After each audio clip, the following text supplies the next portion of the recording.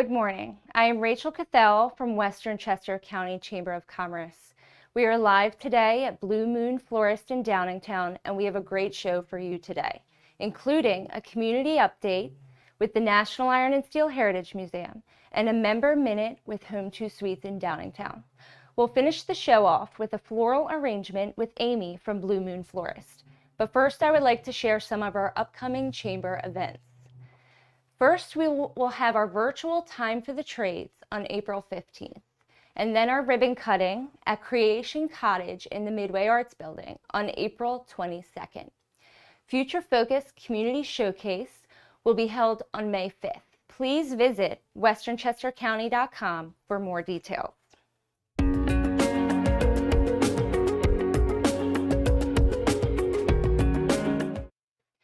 For our community update this week, I visited Jim Ziegler of the National Iron and Steel Heritage Museum to check out their new visitor center. The National Iron and Steel Heritage Museum works to preserve the history of steelmaking in downtown Coatesville. I met with Executive Director Jim Ziegler, who tells us a little bit more about the museum. We have 14 acres in the Lukens National Historic District. We are a national landmark, which is the highest degree that you can get from the National Park Service. The museum staff is excited to open a new visitor center. We will have visitors park up in the lot at the office building. We will meet them, bring them down, check in. You'll come in, you'll see all these exhibits which we have inside, and then we will walk the grounds. That's a guided tour. The new visitor center will feature a large collection of model trains. From floor to ceiling, G gauge, O gauge, HO gauge, O gauge, and G gauge. We have 379 inventoried so far. That will house about 200 of those. They are donations from Skip Houston, Charles Lukens Houston III, and from Gene DiOrio, one of our founders, his family. And so we have a tremendous number of trains. Some of those who have visited us at the holiday open house will remember we have a train display going up there. So we'll be able to not only have a permanent display, but also at Christmas have a moving display.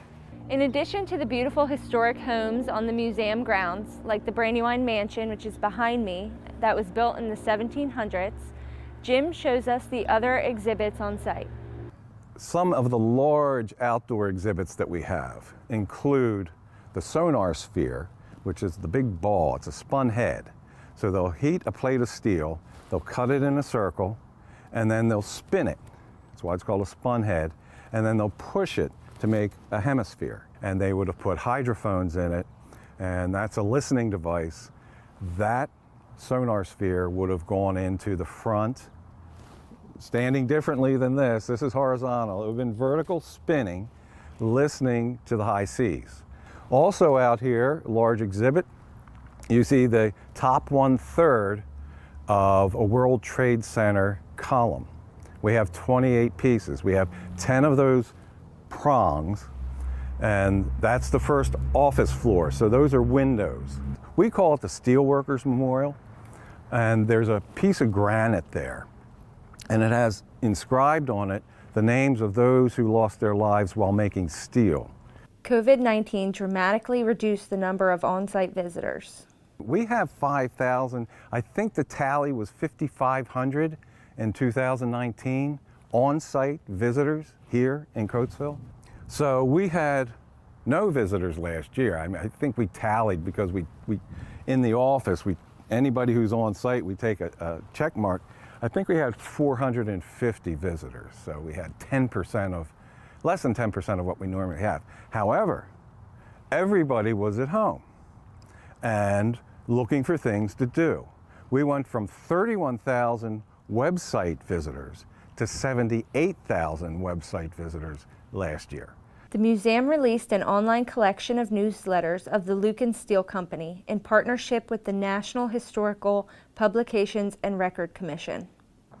Our number one phone call is, my dad or my mom worked there from such and such to such and such, and how can I look them up? And so in the past, you had to come in, and we have copies of the hardbound Lucan's Life, and they get lost in them. I mean, they would just turn page to page to page. Now they can do it, you can do it from your own home. Just log into our website. Right on the landing page, it says Lucan's Life. Look up whatever you want to look up. It's people, products, and process. That's our story. It's the people who make steel, it's the process of making steel, and the products that come out of Coatesville. We look forward to the opening of the new visitor center later this year. Visit steelmuseum.org to stay up to date. Thank you, Jim, for giving us a behind-the-scenes tour of the new visitor center. If you would like to be featured on an upcoming episode, Checks In episode, you can contact me at rachel@westernchestercounty.com.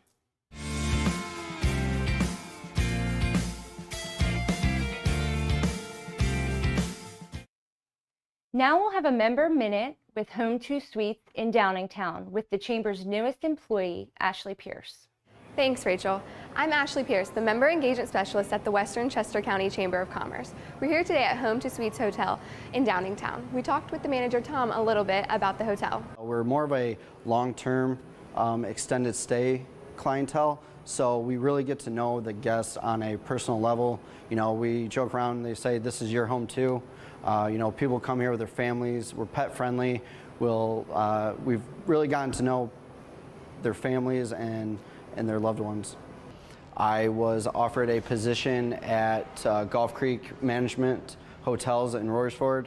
I actually started in the kitchen and worked my way up to the front desk supervisor and then into ops. You know, if you put in your time, there's a lot of opportunity for growth within this industry. Tom explains how the hotel keeps their guests safe with their COVID-19 safety protocols. All of our rooms have a breakable seal on the door so the guest knows no one's been in that room since the housekeeper last cleaned it. We have Lysol and hand sanitizing wipes throughout the whole building. We've limited our seating space, grab-and-go breakfast. It's all pre-made, pre-packaged items. The sales manager, Patty, tells us a little bit about her role and the different rooms the hotel has to offer. This hotel features 115 studios. Of those, there are several different room types. We have rooms that have one king-size bed, one queen-size bed, or two queen-size beds. Each studio does feature a sofa bed and a fully equipped kitchen. Patty tells us about some of the hotel's amenities. This hotel is part of the Hilton world, so we do participate with Hilton Honors, so you can earn points while you're staying with us. This hotel offers complimentary Wi-Fi. We do have an indoor swimming pool. It is closed right now due to COVID, but we anticipate that will reopen. We have a fitness center on site that can be used 24 hours a day. Home2Suites is currently looking to fill several open positions at the hotel. Currently coming back from COVID, we're going to be looking for a full-time night audit position, also the front desk position, 7 to 3, 3 to 11 shifts, and then also we're always hiring for housekeeping. Weddings are a large part of the hotel's business. Patty tells us about the options for room blocks for the brides and grooms. This hotel's been fortunate to get a lot of inquiries for weddings, whether it be from Casablanca in Coatesville, the new Midway Arches. We already have several groups on the books from them. Brandywine Manor and Honeybrook. You've got the Downingtown Country Club across the street, Springton Manor. All the venues pretty much in this area and west are coming and staying here. Real simple to bring your guest in, simple to do a group agreement to accommodate your guests while they're staying here. We also can offer that suite room I spoke of earlier for the bride and groom to spend their night in as well. And we're pet friendly, so if you have your pet in your wedding, please feel free to bring your pet along. With several sports complexes in the area, Patty tells us how they accommodate the teams. Chester County is big on amateur sports, which we benefit from that as well. That you have United Sports Training Center in Downingtown that does a lot of amateur events, including some bigger things like FC Delco events. You also have Iceline, which is just south of us in Westchester, that generates a lot of overnight rooms, plus soccer and lacrosse and basketball and pretty much any other amateur sport you can think of. And this hotel is great. You'll see in our rooms that have the 2 queen beds, it's perfect for team members. Tom explains what sets Home2Suites apart from competitors. Our staff, if you go see our reviews, you can see that we are by far one of the friendliest. You know, if we do have a problem We show empathy and apologize. So we really go above and beyond. We thank the staff at Home2Suites for letting us tour the hotel. Reporting for Western Chester County Checks In, this is Ashley Pierce. Back to you, Rachel. Thank you, Ashley and Home2Suites. I am here today with Amy from Blue Moon Florist, and she's going to show us a floral arrangement demonstration. Hi everyone, thanks for tuning in today. I have a beautiful arrangement here that I'm going to recreate with you today. And if you're interested in knowing just some basic simple mechanics of design, I'm here to show you. So when you go to your favorite florist to pick up a bunch of flowers, or your lovely husband brings some flowers home to you and they're just wrapped and you need to put them in a vase, it's always good to start with checking to see what is in your bouquet first. And so if you're making these selections yourself, you can certainly determine what you want to pick out based on what you might want the flowers for. So hopefully we'll all be having dinner parties again soon, and perhaps this is a good design choice for something for the center of your dining room table, even for a kitchen island. This works nicely. This is a pave design style. So it's basically a shorter, rounded design style. And again, this works good for even a gift for someone. If you're basically arranging flowers being cut from your home, which obviously there's some beautiful bulbs blooming right now. So you can certainly go out and trim a few daffodils or hyacinths and make a lovely arrangement such as this. So the first thing you want to do is figure out what size vase you're going to need for your bouquet. And if you have a couple on hand, whether they're your grandmother's old cut crystal vase or something a little more modern like this round cylinder, you might want to check the size of the vase, again, which determines what you're going to use depending on the flower material you have. So if you have taller stems like long lilies or branches or something like that, obviously you want to go with a little bit of a higher vase. But since we're doing this today, I'm going to show you how to make basically a centerpiece for your table. So we're going to start with the tulips here. And these tulips are basically coming in from two different places in the world right now. Virginia's growing tulips for the floral industry, and also Holland. So you trim as you go? Yes, basically what we want to start with is, now you want to get a nice sharp pair of scissors or pruners. I use a knife. I wouldn't recommend that unless you're used to using a florist knife.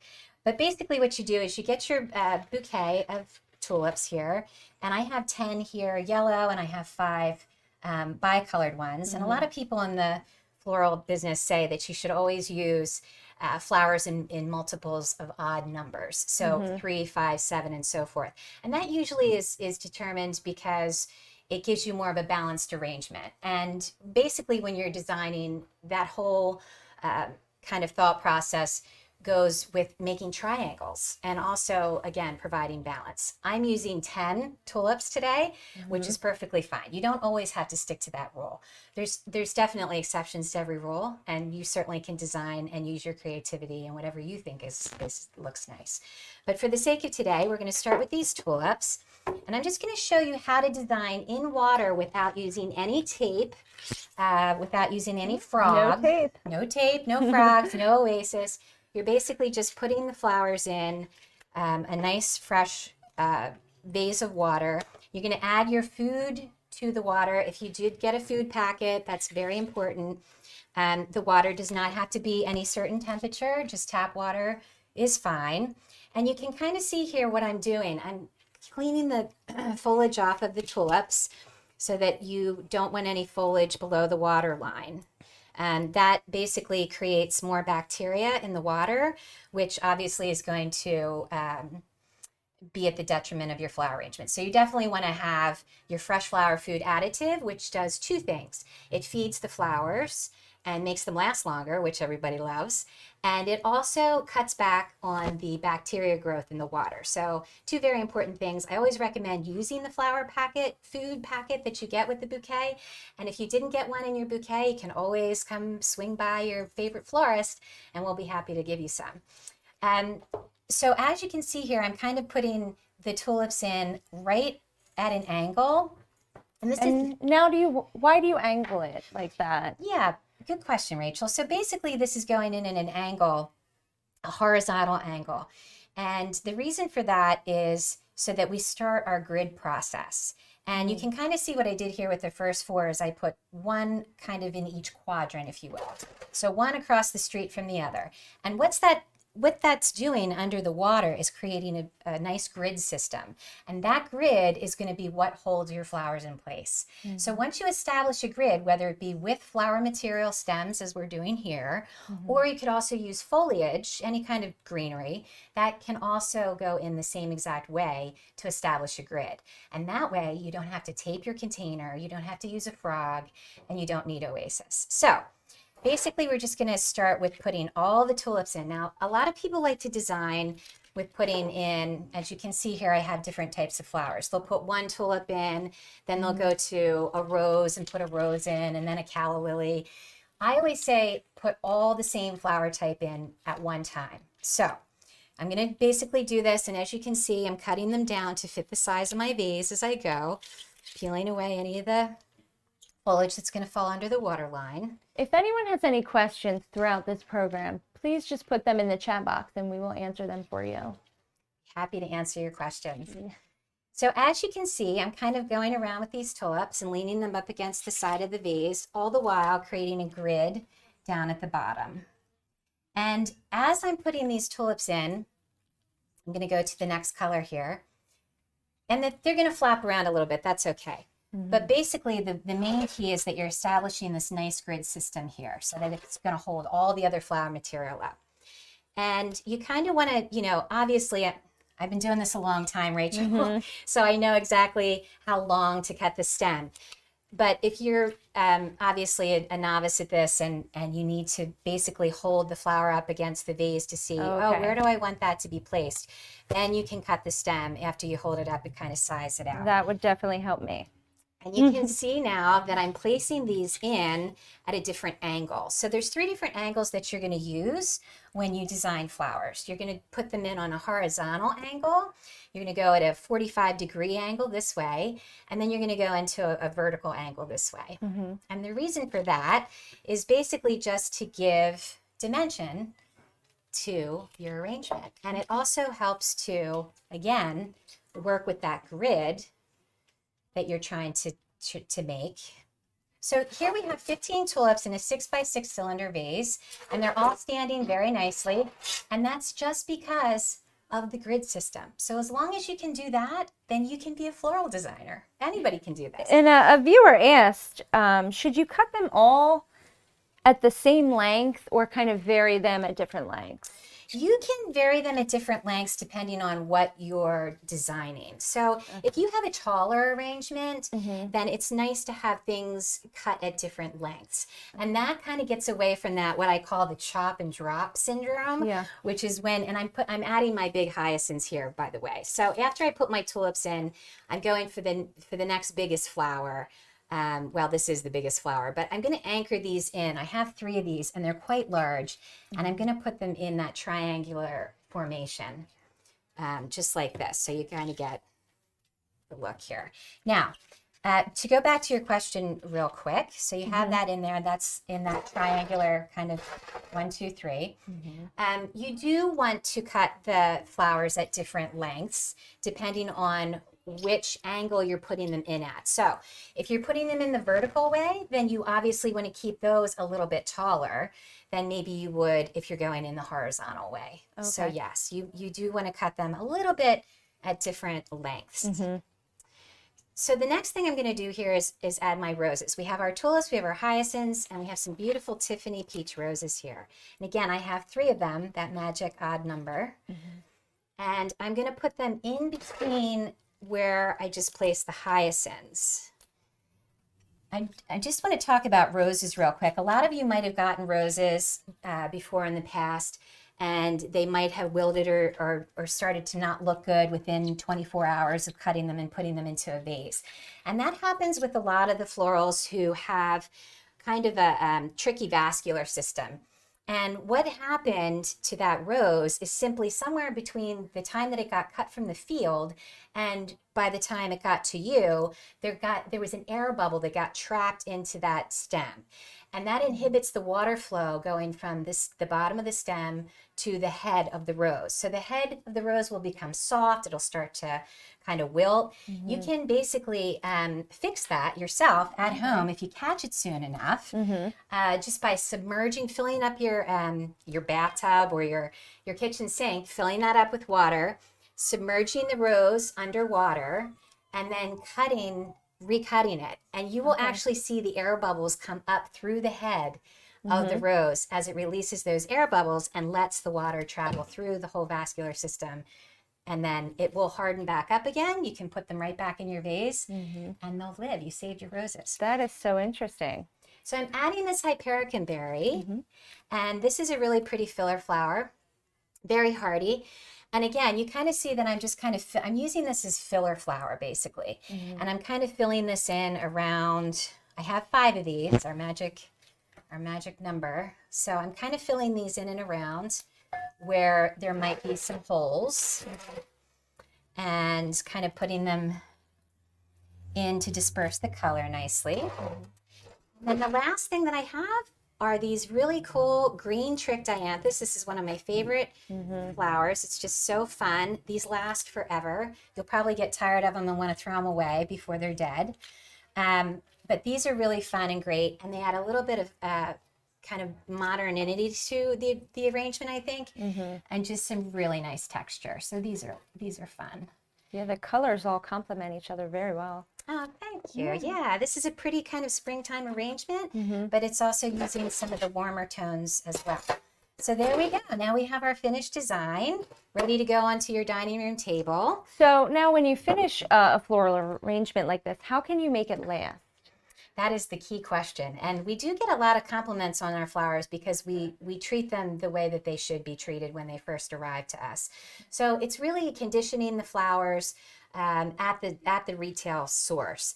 That matters a whole lot. And we definitely treat them when they come into us from our wholesalers and from the growers, and get them kind of hydrated, ready to go, put the floral food in the water. However, you definitely want to be sure, as I mentioned before, to add that flower food packet to your water and make sure that they're getting more hydration. You want to keep the water level filled to the top every day. Flowers do drink, just like your Christmas tree, right? All of a sudden, like in 2 days, it's all dry and they need to drink. So make sure that you fill your water level up to the top of the vase daily. The easiest way to do that, so that you don't have to remove all the flowers from the vase, is just simply take it over to your sink, run the tap, put the tap directly into the vase, and just let all the water run out of it. All the old water will run out eventually, and fill it with new water if you don't want to disturb your nicely arranged flower arrangement. You can certainly do it that way, but simply just top it off every day with water. And this arrangement here is going to last anywhere between 5 and 7 days. Some flowers last longer than others, and that's just the way that they are. They have longer vase lives. Like I said, this dianthus here, I mean, I've had this basically linger in my house for up to 6 weeks, as well as some orchids, and the Hypericum Berry will stay around forever too. So. And you have the flower feed here at the shop, right? Yes, if anybody wants to come, but we include flower food packets with all of our delivered arrangements, whether they're fresh cut in a vase or not. And certainly if you stop by and pick up a bouquet, we'll be happy to give you a nice supply of flower food packets that we include in every bunch. Oh, nice. We have another question that came through. Great. Our viewer asked, if I'm cutting flowers from my home garden, is there a better time of day to cut them? You know, the best time to cut fresh flowers is going to be in the morning, the early morning. You can also cut flowers in the evening as well. You want to try to not cut flowers during high noon or when it's really hot out. That's kind of when they're doing their thing, and the photosynthesis and is kind of happening. So really you want to go get them when they're more at a dormant stage. So that's going to be either early morning or in the evening. Oh, thank you. Yeah. All right. Well, thank you so much for having us today. This arrangement is beautiful and your shop smells wonderful. I really enjoyed coming out to see you today. It was a pleasure, Rachel. Thanks for having us, and it was a lot of fun. Swing by and see us sometime. Yep. Thank you for viewing the show today. I hope you have an amazing day, and we'll see you in 2 weeks for our next show.